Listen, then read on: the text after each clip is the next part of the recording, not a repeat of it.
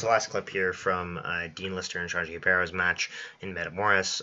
This is his attempt from Dean to go for a leg entanglement, and it is eventually shut down by Xande, but Dean has a couple of opportunities to catch something, right? So we're going to go through kind of what he was trying to catch and then how Xande countered. So as we can see here, we're in kind of a half guard situation with a knee shield.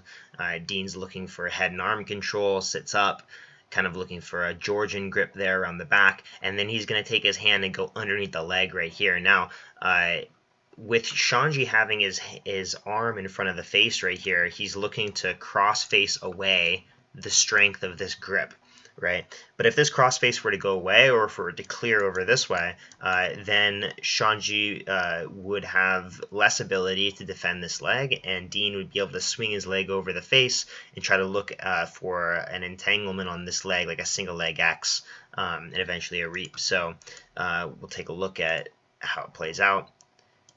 Dean is going to come underneath and try to tuck his head under the arm, right? And that's going to actually clear the crossface. So instead of just kind of pushing the crossface away with his arms, he tries to clear his head into the belly of Xande, which is going to help get him closer. And he also takes his arm and wraps it around the back right here.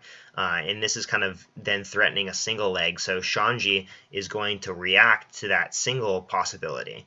And then Dean's going to use that reaction in order to set up the single leg X, right? So he uses that reaction to set up the single leg X, rolls Xande off base, and then now he's going to start trying to pummel his right knee into the stomach area here. He wants to get that knee up into the stomach so that he can get towards single leg X, and he's going to try to get that other leg whipped around into the hole so that he can start the reaping process.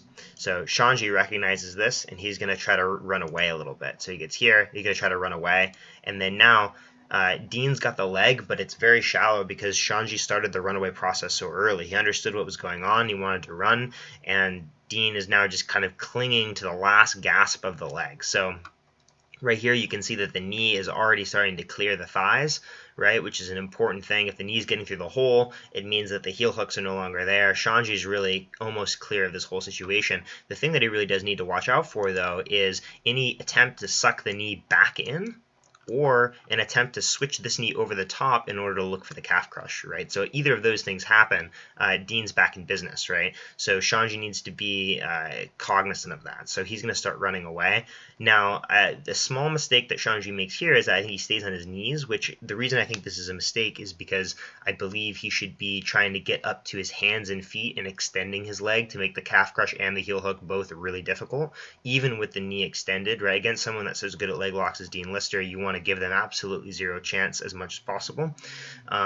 He does not do that. Instead, he goes to his knees, which I think gives Dean a little bit more of an opportunity at the calf crush, and we'll see him look for it here towards the later half of the submission attempt. Right here, he goes to his knees, he starts pushing away, right? Dean's kind of looking for the heel hook. He recognizes he's not going to get it, so he sits up, and then he goes here. He's trying to grab the hips right here, and you can see that the knee is starting to clear from this side over here where it was. It's starting to clear this way, and he's trying to make it all the way over to the other side.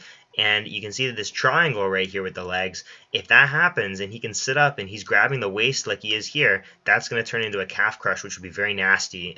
He'll be able to pull Xande back and finish him there. And this is why I think that Xande's defense here with the knee on the floor is a little bit risky. If he keeps his hips a little bit higher and he brings his legs straight, he's no longer going to have that risk of the calf crush going on.